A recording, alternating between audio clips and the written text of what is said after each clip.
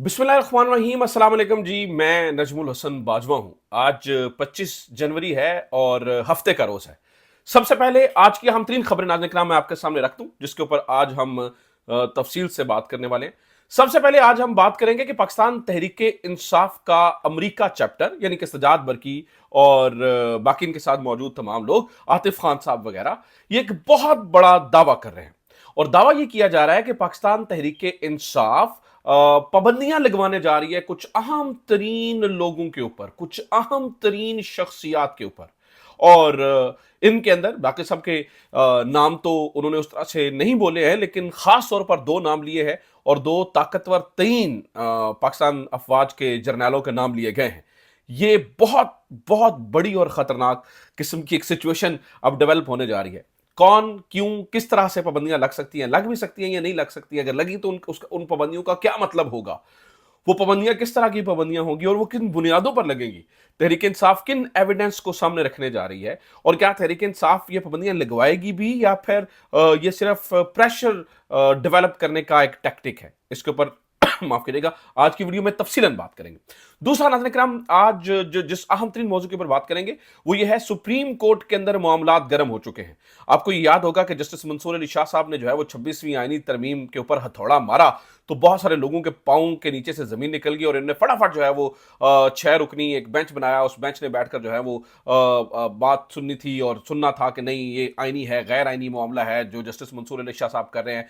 आपको पता है कि जो एडिशनल रजिस्ट्रार साहब हैं उनके मामले के ऊपर डिप्टी सब रजिस्ट्रार जिनके ऊपर जो है ना वो बात हो रही थी, नजर साहब। लेकिन अब उस बारे में खबर ये मिली है नाज़रीन किराम के जस्टिस मंसूर अली शाह साहब ने 2 जजों के ऊपर एतराज कर दिया। खैर यह है कि जस्टिस जमाल मंदुखेल और जो जस्टिस मोहम्मद अली मजहर हैं वो तो इस बेंच में बैठ ही नहीं सकते हैं। ये क्या कहानी है, ये बहुत दिलचस्प कहानी है, इसके ऊपर बात करेंगे।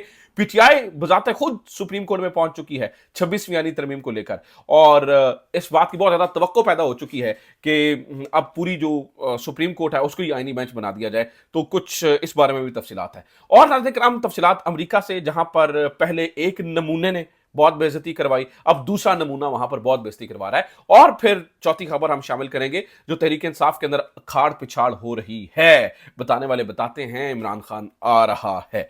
तो क्या ये सारी खबरों के ऊपर जो है ना वो क्या अपडेट्स हैं, मेरी कोशिश होगी कि तफसीलन मैं आपके सामने रख सकूं। एक एक करके शुरू करते हैं। सबसे पहली खबर पाबंदियों वाली।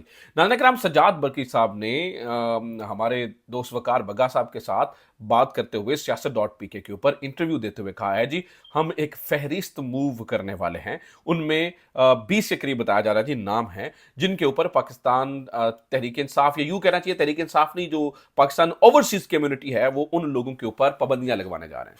पाबंदियां किस तरह से कहा जाएगा, वो उनसे पूछा गया कि भाई किस किस्म की पाबंदियां तो और क्यों पाबंदियां, इसकी बुनियाद क्या है। तो उन्होंने कहा जी ये यूनिवर्सल एक लॉ है कि जो लोग जमहूरियत के खिलाफ जो है ना और फिर क्रिमिनल जो है ना वो एक्टिविटीज के अंदर मुलवस होते हैं, जो कि आईनी हकूक को और आइन को किसी भी मुल्क को सरप्रेस करने की कोशिश करते हैं, उनके ऊपर मुख्तलिफ किस्म की पाबंदियां लगवाई जाती हैं। जैसे कि सफरी पाबंदियां माफ कीजिएगा, सफरी पाबंदियां, वहां पर अगर उनके कोई एसेट्स हैं तो उनको जब्त करने के लिए काम, या उनके बच्चे अगर वहां पर पढ़ रहे हैं तो उस हवाले से जो है वो फिर लाहे अमल तय करना और उनके बच्चों को वहां से बेदखल करवाना, कुछ इस किस्म की पाबंदियां। और इससे पहले अमरीका माफ कीजिएगा मुख्तलिफ शख्सियात के ऊपर इस किस्म की पाबंदियां लगाता रहा है। सजाद बरकी साहब ने जो कहा, उन्होंने कहा जी हम इसके अंदर लोग जुडिशरी से भी होंगे, ब्यूरोक्रेसी से भी होंगे, वो तमाम लोग जो कि क्रिमिनल एक्टिविटीज में जो लोगों के ऊपर जुल्म जबर और सतम करने में मुलव्वस रहे, उनके ऊपर हम ये पाबंदियां लगवाने जा रहे हैं। अच्छा, जब वो बात कर रहे थे तो और तो उन्होंने उस तरह से नाम नहीं लिया, लेकिन 2 जर्नैलों के नाम लिए खास तौर पर। उन्हें पाकिस्तान आर्मी चीफ जनाब जनरल आसिम मुनीर साहब का नाम लिया, और जनाब जो डीजीसी हैं जनरल फैसल नसीर साहब, इनका नाम लिया और कहा जी, जो उन्होंने कहा जी जैसे ये इस तरह से जुल्म में मुलव्वस हैं, दिस एंड दैट, इस तरह की बातें जो है वो की गई। तो कहने का मतलब ये है कि इस वक्त जो पाकिस्तान तहरीक इंसाफ अमेरिका चैप्टर है वो बहुत एक्टिव है। अब मुझे लगता है, मेरी जहां अगर आप मुझसे पूछें तो मुझे लगता है कि ये पाबंदियां नहीं, इन पाबंदियों को लगवाने के लिए तहरीक इंसाफ नहीं आगे बढ़ेगी। मुझे ये लगता है कि शायद ये एक प्रेशर डेवलप करने के लिए एक टैक्टिक है। गो कि अगर इस तरह से हुआ तो फिर जो यहां पर बातचीत चल रही है, आपको ये भी मालूम होगा कि रीथिंकिंग प्रोसेस किया जा रहा है। इस बात को आप ध्यान में रखिएगा कि रीथिंक किया जा रहा है। इसकी जो इंफॉर्मेशन है वो रऊफ हसन साहब ने भी दी है। उन्होंने कहा जी शायद रीथिंक किया जा रहा है दूसरी तरफ से, और इस तरफ इसलिए हुकूमत को परेशानी है। तो अगर तहरीक इंसाफ या तहरीक इंसाफ का जो अमेरिका चैप्टर है या ओवरसीज कम्युनिटी या वो लोग जिन्हें समझा जाता है पीटीआई के करीब हैं, अगर वो इन पाबंदियों के लिए को मूव करते हैं, मैं नहीं कहता कल पाबंदियां लग जाए नहीं लगे, ये मुझे नहीं इस बात का पता, लेकिन तहरीक इंसाफ के ये लोग बात इस बारे में जरूर कर रहे हैं। अगर ये इस तरफ मूव करते हैं और इस तरफ जाते हैं तो ये बात जहन में रखिएगा नाज़रीन किराम, ये बात जहन नशीन कर लीजिएगा, उसका नुकसान बहुत ज्यादा होगा पाकिस्तान तहरीक इंसाफ को। यहां पर उसका नुकसान ये होगा कि फिर ये जो यहां पर रीथिंक करने वाला प्रोसेस है वो रुक जाएगा और फिर मजीद दुश्मनी हो जाएगी। बल्कि इस वक्त तो मुझे लगता है कि दोनों तरफ से, दोनों पार्टियों से बर्फ पिघलने की जरूरत है, और वो बर्फ पिघलने की खबरें हम तक आ भी रही हैं कि थोड़ी बहुत बर्फ पिघल रही है। तो अगर ऐसा हो जाता तो ये बड़ी खुशाइंद बात है, बड़ी अच्छी बात है अगर इस तरह से हो जाता है। बहरहाल इस वक्त की ये खबरें हैं। सजाद बरकी साहब की ये जो गुफ्तगू है ये बड़ी ही पुरखतर गुफ्तगू है। मैं तो इसे कहता हूँ आग से खेलने की कोशिश करना, ये आग से खेलने की कोशिश है। देखते हैं इसका क्या नतीजा निकलता है। मुझे लगता है कि तहरीक इंसाफ के अपने लोग जो है, जो सेम वॉइसेस हैं इसके अंदर, जो डव्स हैं, हॉक्स नहीं है, वो मुझे लगता है कि जो डव्स ऑफ पीटीआई हैं वो इस मामले को शायद कूल डाउन करवा ले और कहें कि इस तरफ जो है वो मत जाइए, ठीक है एहतजाज और ये वो सब चीज़ें चलनी चाहिए, लेकिन ये पाबंदियों की तरफ और इस तरफ चीज़ों को माफ कीजिएगा ना लेके जाइएगा। पर अगर उस तरफ चलेंगे माफ कीजिएगा अगर उस तरफ चले जाएंगे then there is no way going back, फिर कोई जो है वो रास्ता वापसी का नहीं होगा। अच्छा, दूसरी जनाब नाज़रीन किराम एक और अहम तरीन खबर सुनिए। वो खबर है सुप्रीम कोर्ट से। सुप्रीम कोर्ट में नाज़रीन किराम जस्टिस मंसूर अली शाह साहब ने हथौड़ा तो तहरीक इंसाफ ने भी चला दिया है। 26वीं आईनी तरमीम को बिल आखिर चैलेंज कर दिया गया है, और इसके अंदर जो 26वीं आईनी तरमीम को चैलेंज किया गया है, ये बात आप जहन में रखिएगा कि ये जो आईनी अदालत के अंदर इसको सुनने की कोशिश करेंगे तहरीक इंसाफ, ये कोशिश कामयाब नहीं होने देगी। इनके वकला की जो स्ट्रेटजी सामने आ रही है और जो पता चल रही है अंदर खाते बातें, वो ये है कि वो रोज यहां पर खड़े होकर एतराजात करेंगे और कहेंगे कि आप बेनिफिशरी है, यानी कि ये जो आईनी अदालत है ये बेनिफिशरी है 26वीं आईनी तरमीम की, तो इसे फुल कोर्ट सुने। तो फिर जहन में यह सवाल आता है कि फिर फुल कोर्ट कैसे सुन सकता है? वो तो कहेंगे नहीं देखिए जो आईनी अदालत है वही इसको सुन सकती है। तो नाज़रीन किराम इसके लिए ना इसके अंदर पूरे मामले के अंदर एक हल मौजूद है। हल यह है कि तमाम की तमाम अदालत को, जैसे इन्होंने सिंध हाई कोर्ट में किया था कि जितने जजेस मौजूद हैं हाई कोर्ट के अंदर, उन तमाम के तमाम को, सुप्रीम कोर्ट के अंदर जितने जजेस मौजूद हैं इस वक्त सुप्रीम कोर्ट के, उन तमाम के तमाम जजेस को आईनी जजेस डिक्लेयर कर दिया जाए, और फिर जो है ना वो इस मौजूदा स्ट्रक्चर, मौजूदा ढांचे के अंदर बैठकर वो केस भी सुन सकेंगे और तहरीक इंसाफ भी इससे मुतमिन होगी। वैसे तो इमरान खान ने कह दिया कि अगर सारे बैठ के भी कह दें उनके 26वीं यानी तरमीम ठीक है, फिर भी ठीक नहीं। अगर ये सारे बैठकर कह दें कि 26वीं यानी तरमीम ठीक है, ये 26वीं यानी तरमीम फिर भी ठीक नहीं है, सुप्रीम कोर्ट को अपनी असल हाल में बहाल होना होगा। सुप्रीम कोर्ट के ऊपर शबहून मारा गया है। सुप्रीम कोर्ट को अदलिया को एग्जीक्यूटिव के मातहत करने की जो है वो कोशिश की गई है और बड़ी भोंडी कोशिश की गई है। तो तहरीक इंसाफ ये नहीं होने देगी। और मैं आपको बता दूं कि उसके ऊपर जो है वो तेजी से काम जारी और सारी है कि ये आईनी जजेस को, ये जो आईनी जज हैं, जो मुझे लगता है कि गैर आईनी जज हैं, क्योंकि आइन का 191 इस बारे में रोकता, ये वो यानी कि वो किसी को, वो जजेस के अंदर तफरीक को रोकता है। तो मुझे नहीं लगता कि ये जो जजेस हैं वो आईनी जजेस हैं, बल्कि मुझे लगता है कि ये गैर आईनी, तो गैर आईनी बेंच पे मुझे लगता है तहरीक इंसाफ इसको जो है वो सुनने दे। बहरहाल ये एक बड़ा जबरदस्त और दिलचस्प मामला हो जाएगा। बहरहाल जो जस्टिस मंसूर अली शाह साहब ने किया वो भी बड़े मजेदार मामला है।